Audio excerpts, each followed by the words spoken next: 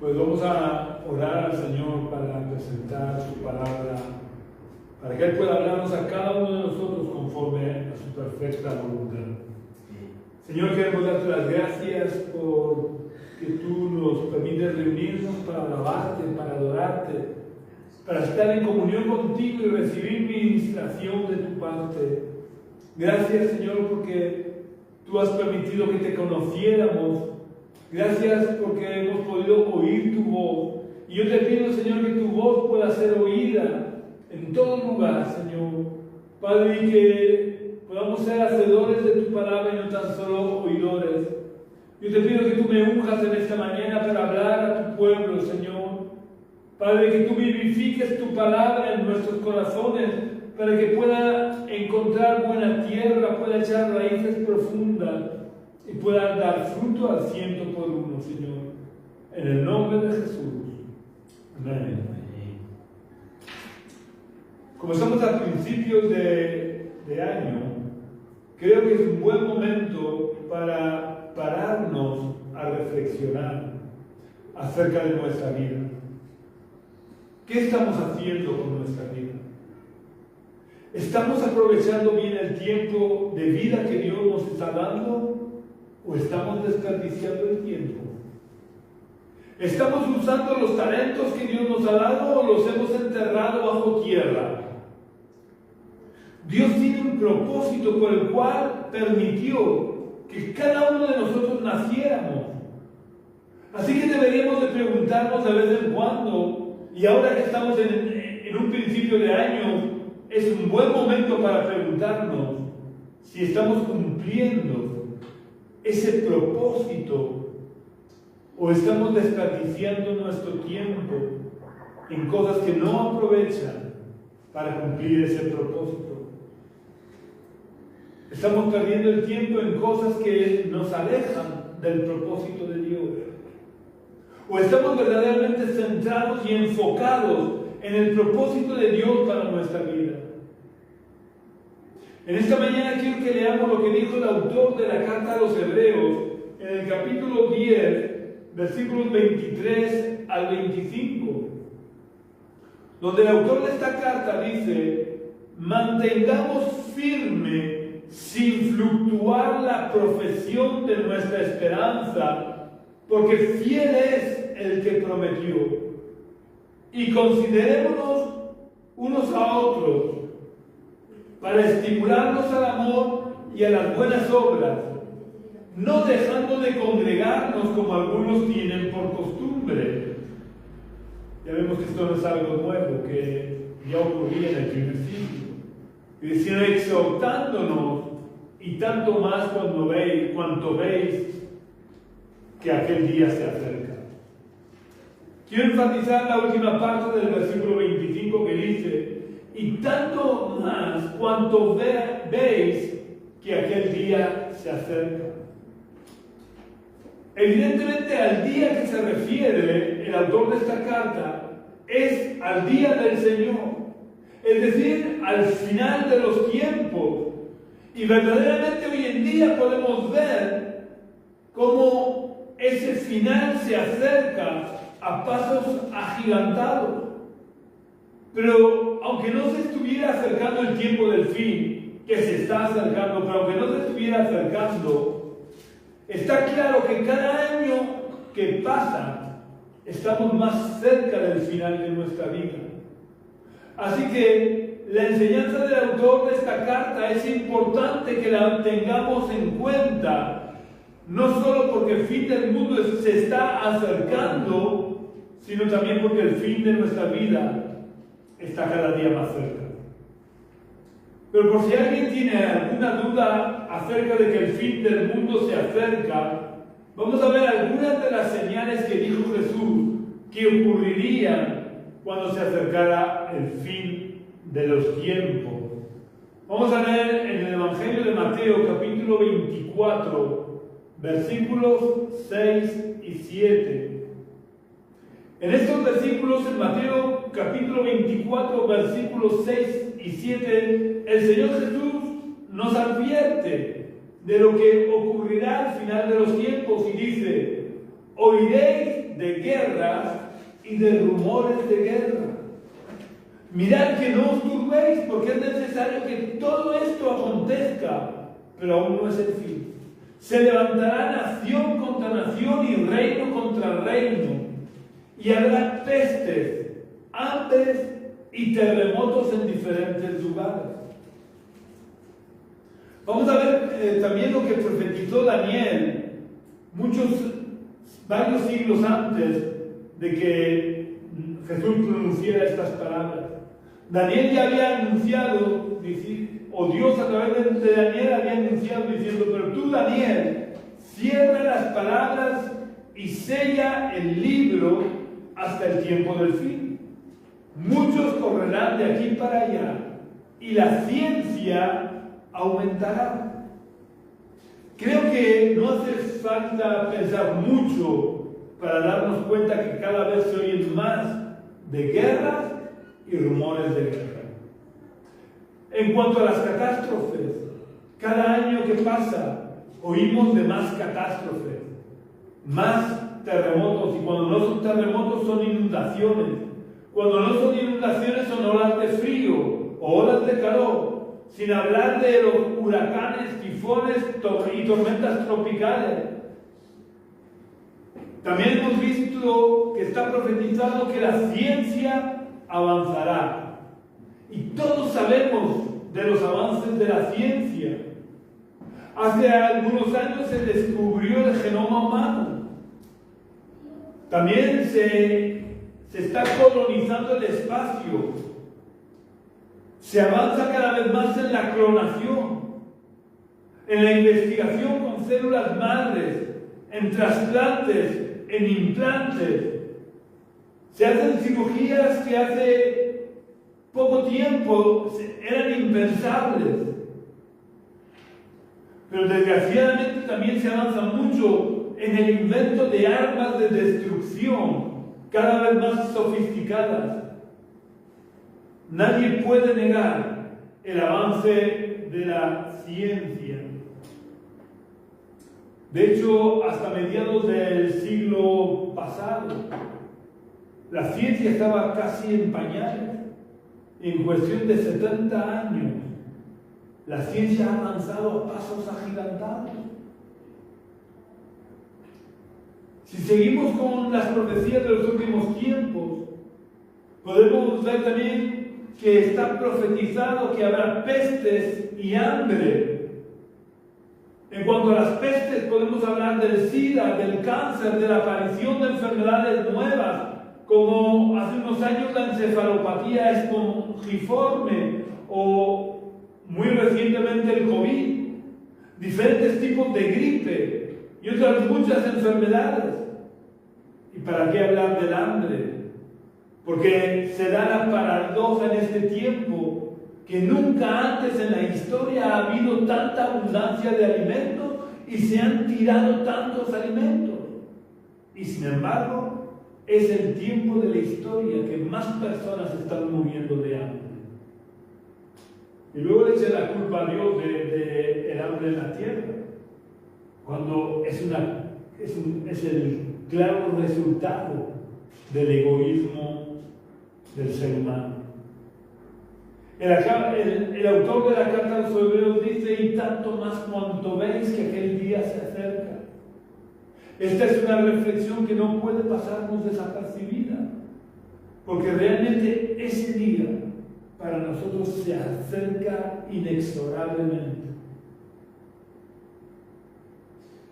Así que ya está bien de que perdamos el tiempo.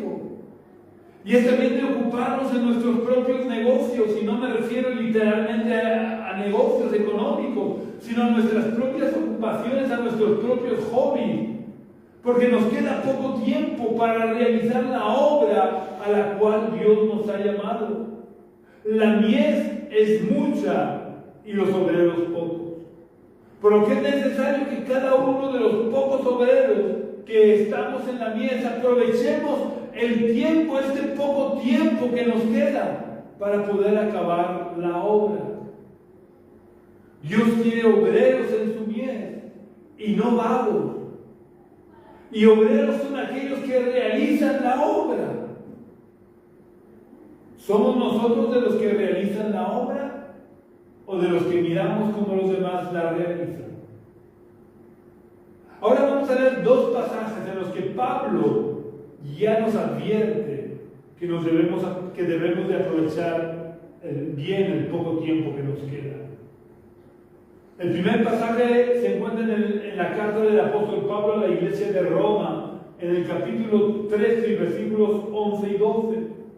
Vamos a leer lo que Pablo escribió a los romanos en el capítulo 13 y versículos 11 y 12, donde Pablo les dice: y esto, conociendo el tiempo, que es ya hora de levantarnos del sueño, porque está más cerca de nosotros nuestra salvación que cuando creímos. La noche está avanzada y se acerca el día. Desechemos, pues, las obras de las tinieblas y vistámonos las armas de la luz. También podemos leer en la carta que le escribió a la iglesia de Éfeso, en su carta a los Efesios, capítulo 5, versículos 15 al 17, donde les dice: mirad pues con diligencia cómo andéis, no como necios, sino como sabios, aprovechando bien el tiempo, porque los días son malos. Por tanto, no seáis insensatos, sino entendidos de cuál sea la voluntad del Señor. Es tiempo de pararnos a pensar como cristianos y no como paganos que practican una religión. El mundo está lleno de personas que practican diferentes religiones, pero nosotros no practicamos una religión. Nosotros debemos de practicar una relación real, personal con el Cristo resucitado, y por tanto debemos de ser obedientes a su voz y debemos de cumplir sus propósitos para nuestra vida.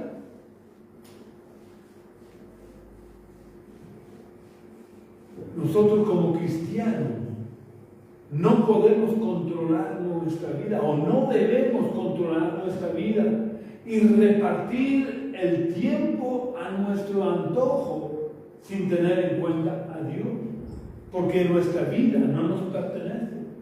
El tiempo no nos pertenece. Hemos recibido la vida en calidad de mayordomos,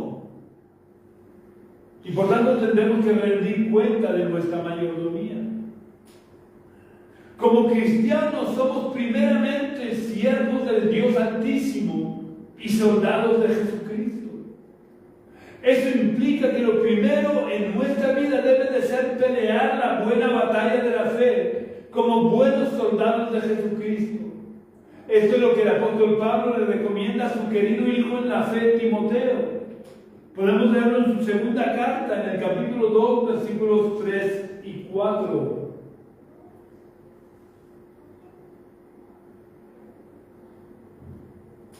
El apóstol Pablo le escribe a Timoteo cuando ya sabe Pablo que le queda poca vida, le queda poco para que Nerón lo condene a muerte.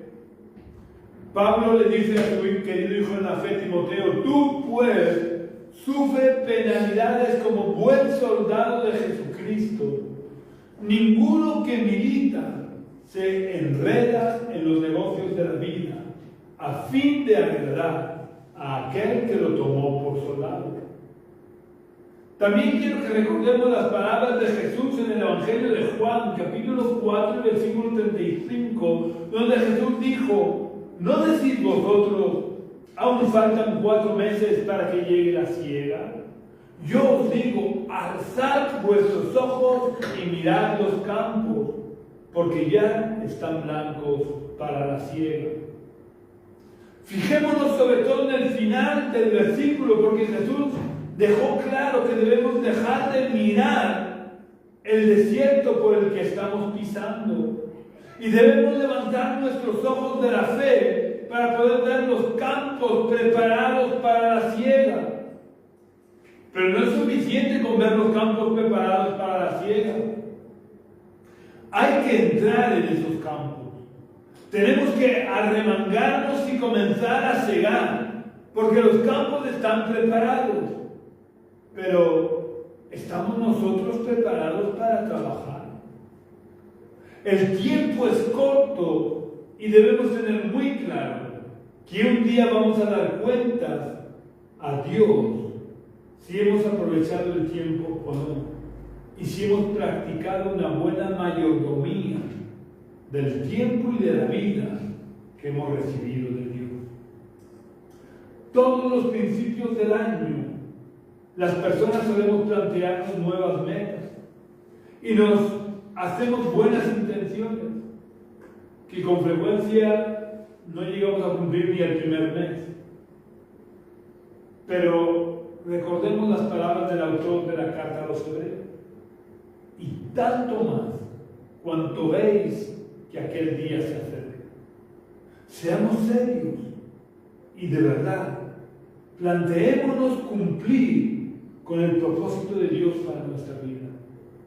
Que este sea un año que marque la diferencia en nuestra vida, en el que el propósito de Dios para nuestra vida sea verdaderamente nuestra meta, nuestro objetivo. Que podamos cumplir el propósito de Dios en el lugar que Él nos ha puesto. Porque debemos de tener presente que si Dios nos ha traído hasta aquí, no es para que volvamos atrás, ni para que miremos a los demás cómo trabajan. Hay otras palabras del Señor Jesús que quiero que recordemos en este día. Vamos a leer en el Evangelio de Mateo, capítulo 12 y versículo 30.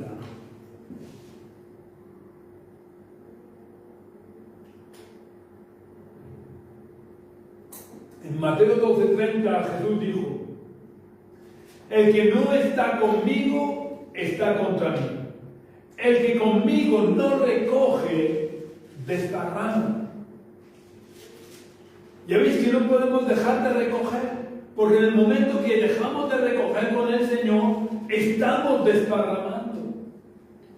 Si no estamos trabajando o no estamos trabajando en el lugar de la mies donde Él nos ha puesto, estamos desparramando, estamos desperdiciando el tiempo. Y esto es válido para todos nosotros. Si estamos aquí, no es por casualidad. Si estamos aquí es porque el soberano Dios nos ha traído hasta aquí, porque esa es su voluntad para nosotros, por lo que debemos cumplir sus propósitos en nuestra vida y en la mies donde Él nos ha colocado. Quiero seguir enfatizando en esta mañana, verdaderamente el trabajo es mucho y nos queda poco tiempo. Y para que seamos conscientes de este hecho, quiero pediros que pensemos un poco en nuestro entorno familiar o vecinal, también en nuestro entorno laboral. ¿Cuántos verdaderos cristianos están cerca de nosotros? Si nos paramos a analizar esto, nos daremos cuenta que es evidente la gran labor que nos queda todavía por hacer. Sobran las palabras para tratar de explicar el trabajo que nos está aguardando a cada uno de nosotros con nuestros vecinos, familiares, conocidos y amigos. Las conversiones no llueven del cielo, aunque evidentemente es Dios quien toca los corazones.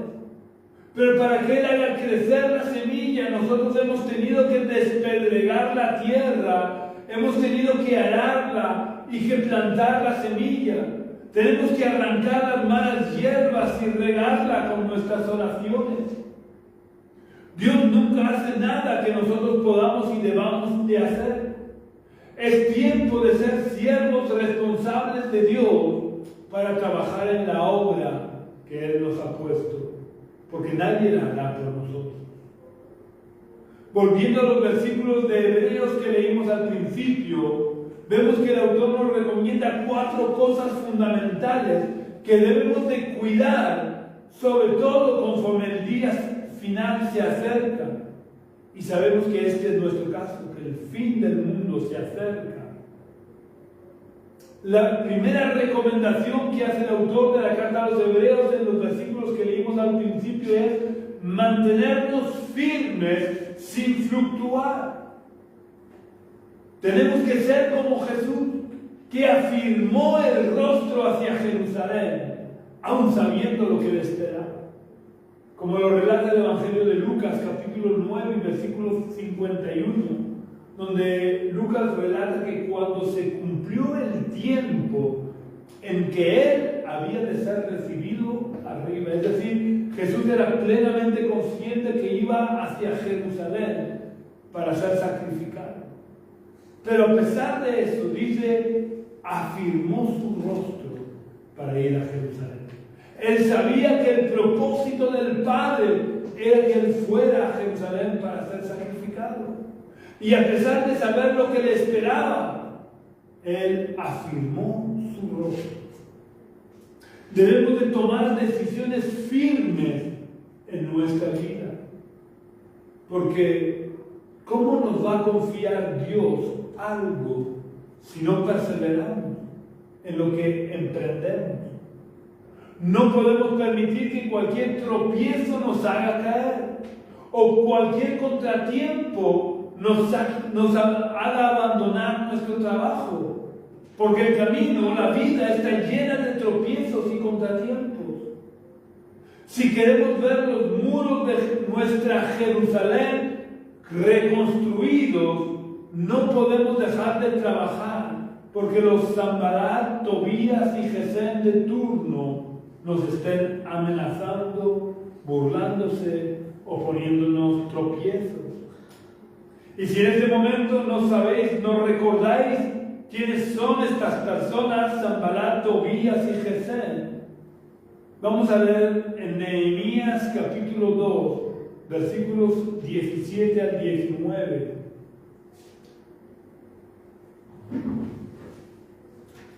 En Nehemías capítulo 2, versículos 17 al 19 se nos relata.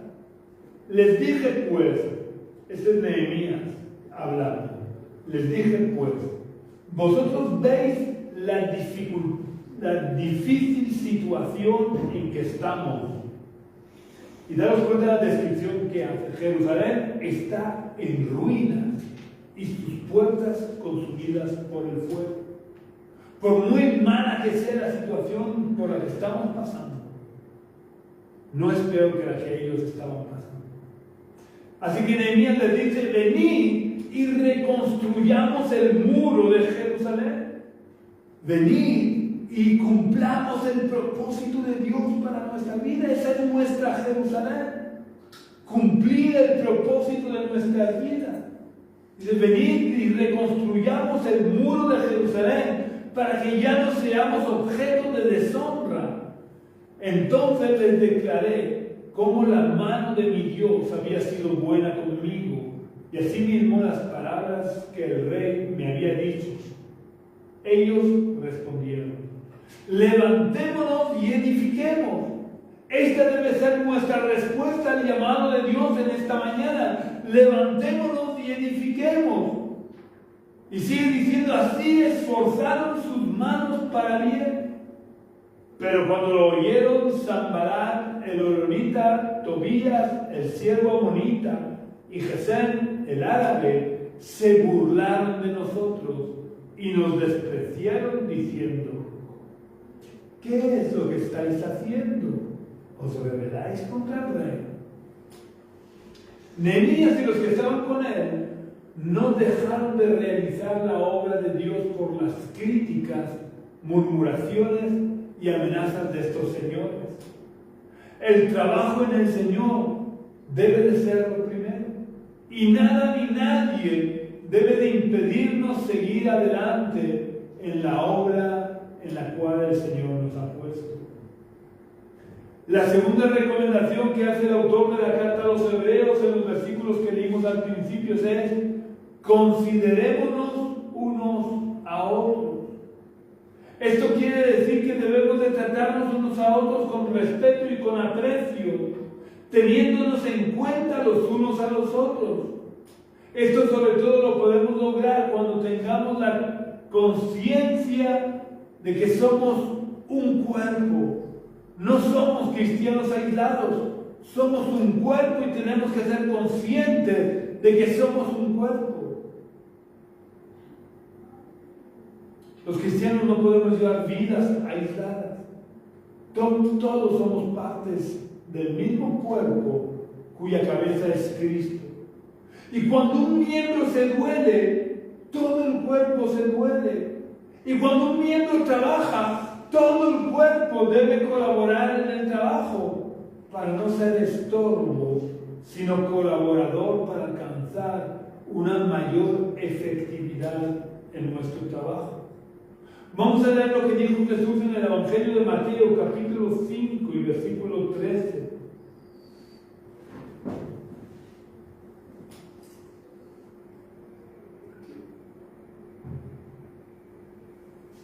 Jesús dijo en Mateo capítulo 5, versículo 13, vosotros sois la sal de la tierra. Pero si la sal pierde su sabor, ¿con qué será salada? No sirve más para nada, sino para ser echada fuera y pisoteada por los hombres. Cada cristiano somos un granito de sal, y para dar sabor no es suficiente con un solo granito, o para impedir la corrupción de un pescado o de un trozo de carne, no es suficiente con un granito de sal. Hace falta el trabajo en común de un número elevado de granos de sal. De la misma manera, la iglesia necesita trabajar junta para dar sabor a Cristo y para detener la corrupción galopante de nuestra sociedad. Esto también lo explica el apóstol Pablo en su primera carta a los Corintios, en el capítulo 12, versículos 12 al 21, que podéis leer en vuestras casas. Es un pasaje muy interesante en los que Pablo establece la clara relación que hay entre un cuerpo y la iglesia, porque la iglesia somos un cuerpo cuya cabeza es Cristo. Os recomiendo de verdad que leáis estos versículos en vuestras casas, porque la enseñanza de Pablo en estos versículos es muy clara y no deja lugar a dudas. Todos somos necesarios en la obra de Dios y ninguno podemos prescindir de los demás, porque cada uno de nosotros ha sido capacitado por Dios para realizar la obra a la cual Él nos llama. Por tanto, cada uno de nosotros debemos respetarnos en el área donde Dios nos ha puesto y realizar la obra que Dios quiere que realicemos. Para terminar este punto vamos a leer otras palabras del apóstol dirigidas a los cristianos de la ciudad de Filipos. En su carta a los Filipenses capítulo 2, versículos 3 y 4, donde Pablo dice: nada hagáis por rivalidad o por vanidad, antes bien con humildad, estimando cada uno a los demás como a superiores a él mismo. No busquéis vuestro provecho, sino el de los demás. La enseñanza cristiana en cuanto a nuestra relación con los demás es que no debemos creernos mayores que los demás, sino al contrario. Debemos con humildad estimarnos los unos como a superiores a nosotros mismos y servirnos los unos a los otros en amor. Si todos los cristianos pusiéramos en práctica estas enseñanzas del apóstol Pablo, qué diferente sería la iglesia del siglo XXI. Podríamos de verdad impactar al mundo. La tercera recomendación que hace el apóstol Pablo, el autor de la carta a los Hebreos, que no se sabe quién fue, la tercera recomendación que hace el autor de la carta a los Hebreos en los versículos que leímos al principio es estimularnos al amor y a las buenas obras. Esto es fundamental para nuestro crecimiento personal y colectivo como iglesia, porque son la base de un cristianismo efectivo y real. Las buenas obras son el caldo de cultivo que favorece el crecimiento de la iglesia. Dios nos recuerda en su palabra que somos atraídos a Él con cuerdas de amor. Podemos verlo en la primera parte del versículo que se encuentra en el libro del profeta Oseas, en el capítulo 11, versículo 4, donde Dios nos recuerda: con cuerdas humanas los atraje, con cuerdas de amor. Jesús dijo claramente que seríamos reconocidos por llevar cruces colgadas del cuello o pescaditos en los coches. ¿Verdad que Jesús dijo eso? Que seríamos reconocidos los cristianos por las cruces o por los peces. Vamos a ver si Jesús dijo esto o no. Vamos a ver qué es lo que Jesús dijo en cuanto a por qué seríamos reconocidos los cristianos. Vamos a leerlo en Juan capítulo 13, versículo 35. En este versículo Jesús dice: en esto conocerán todos que sois mis discípulos, si tenéis amor los unos por los otros. No es por las cruces ni por los peces que nos van a reconocer como discípulos de Cristo. Vamos a ser reconocidos como discípulos de Jesús por nuestro amor. Así que yo quiero en esta mañana animaros a que manifestemos más el amor que Dios ya ha derramado en nuestros corazones, y sobre todo a aquellos que aún no son cristianos, porque es muy fácil amar a los que nos aman, pero también debemos de amar a los inconversos, porque los inconversos también aman a los que les aman. Debemos de ser capaces, como dijo Jesús, de amar a nuestros enemigos. Y en cuanto a las buenas obras, sabemos que aunque no nos vamos a salvar por las buenas obras son necesarias. Y para que nos demos cuenta de lo necesarias que son, vamos a leer dos pasajes. El primero se encuentra en Santiago capítulo 1 y versículo 27, donde Santiago dice: la religión pura y sin mancha delante de Dios el Padre es esta: visitar a los huérfanos y a las viudas en sus tribulaciones, y guardarse sin mancha del mundo. Y el segundo pasaje se encuentra en el capítulo siguiente, versículos 14 y 17.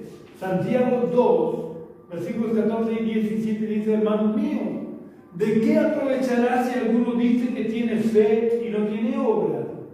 ¿Podrá la fe salvarlo? Y si un hermano o una hermana están desnudos y tienen necesidad del mantenimiento de cada día, y alguno de vosotros les dice: id en paz, calentaos y saciaos, pero no les dais las cosas que son necesarias para el cuerpo, ¿de qué aprovecha? Así también la fe, si no tiene obras, está completamente muerta. No nos vamos a salvar haciendo buenas obras, pero será difícil reconocer que somos salvos si no las realizamos. Porque si no realizamos buenas obras, estamos desobedeciendo a Dios.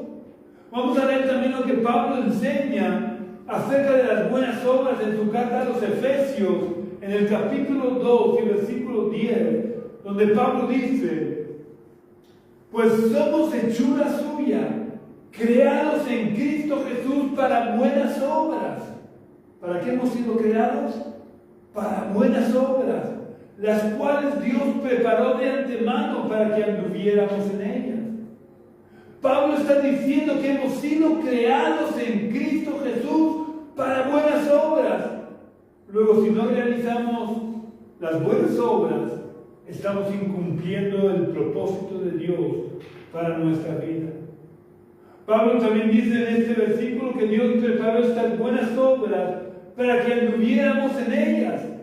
Luego, si no realizamos las buenas obras que Dios ha preparado para que andemos en ellas, estamos siendo desobedientes a Dios, y evidentemente la desobediencia a Dios es pecado. Y vivir en pecado nos lleva a la condenación eterna. No por no realizar las buenas obras, sino por vivir de espaldas a la voluntad de Dios. Vamos a ver ahora la cuarta y última recomendación que el autor de la carta a los Hebreos hace en los versículos que leímos al principio,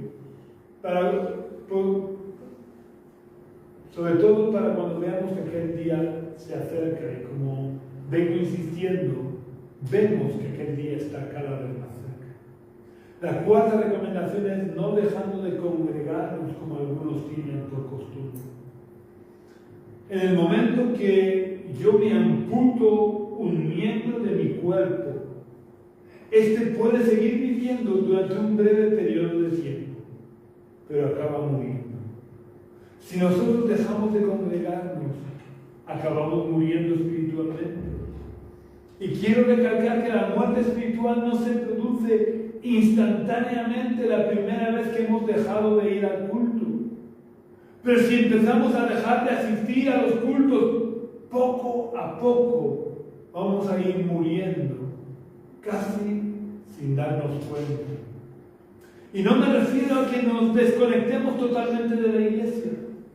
Podemos seguir viniendo de vez en cuando, pero la vida de Dios seguirá apagando poco a poco, de la misma manera que cuando separamos un leño de la hoguera, poco a poco se apaga y comienza a enfriarse, hasta que desaparece todo vestigio del fuego que un día tuvo. Dado que estamos a principio del año, es un buen momento para hacer un alto en el camino y tomar las decisiones correctas que nos ayudarán a crecer espiritualmente sin estancarnos. Porque realmente, como hemos visto antes, el estancamiento en el cristiano no existe. En el momento que dejamos de crecer, en el momento que dejamos de recoger, desparramamos. Es decir, que en el momento que dejamos de crecer, comenzamos a menguar. Y eso es muy peligroso, porque podemos acabar muriendo sin darnos cuenta. Por eso ahora que estamos a principios de año, debemos tomar decisiones correctas y luchar por cumplir las decisiones que tomamos. Y que este año sea un año que marque la diferencia en nuestra vida. Si quieres tomar la mejor decisión que puedes tomar en tu vida, entrégale tu vida y tu voluntad a Jesús. Y que este comienzo de año sea un nuevo comienzo en tu vida, un comienzo a tener una relación con el Cristo resucitado, un comienzo de año en el que el reino de Dios y tu justicia sean lo primero en tu vida. Si este es tu deseo, te invito a que cierres por unos momentos tus ojos y repitas la oración que voy a hacer. Señor Jesús, yo quiero pedirte perdón por todo el tiempo que he estado desperdiciando a lo largo de mi vida. Te pido perdón por haber andado, por haber vivido de espaldas a tu perfecta voluntad. Te pido, Señor, que tú entres en mi corazón. Quiero abrirte las puertas de mi corazón para que tú tomes el control de mi vida, para que a partir de ahora tú reines en mi corazón. Oh Dios, que tú y tu reino sean lo primero en mi vida, Señor. Que no aparte mi vista de ti a lo largo de este año. Ayúdame, enséñame y ayúdame a tomar las decisiones correctas, las decisiones que me acerquen a ti, las decisiones, Señor, que me ayuden a crecer espiritualmente, para que desde hoy y para siempre yo cumpla tus planes y tus propósitos en mi vida. En el nombre de Jesús. Amén. Si has hecho esta oración, no dejes de buscar una iglesia donde se predique de verdad el Evangelio y no tradiciones humanas. Esta es una decisión que debes de tomar también en este año. Si no perteneces a ninguna iglesia, busca una iglesia donde se predique de verdad el Evangelio y no tradiciones humanas. Y únete a ella, porque como te he dicho antes, el cristiano no puede vivir una vida aislada. Y si no has hecho la oración, no dejes de aceptar a Jesús en tu corazón. Ahora, cuando se termine el vídeo, haz un alto en el camino de tu vida y haz una oración arrepintiéndote de tus pecados e invitando a Jesús a entrar en tu corazón. También quiero pedirte que puedas compartir este vídeo en tus redes sociales para poder alcanzar a la mayor cantidad de gente posible. Ya sabéis también que si queréis contactar con nosotros o visitarnos y compartir un culto de forma presencial con nosotros, podéis venir aquí a la calle Río Júcar, número 19 bajo del barrio de los Dolores de Cartagena. Este es el lugar en el que tenemos nuestras reuniones presenciales los domingos a las 11 de la mañana. Si queréis visitarnos, seréis muy bienvenidos. También puedes contactar conmigo a través del teléfono que figura en esta página de Facebook de la Iglesia Génesis. Preferiblemente por las tardes, porque por la mañana trabajo. O puedes visitar nuestra web, que es iglesiagenesis.jindofree.com. Iglesia Génesis se escribe tal cual suena, todo junto, sin acentos, sin mayúsculas. .jindofree, deletreado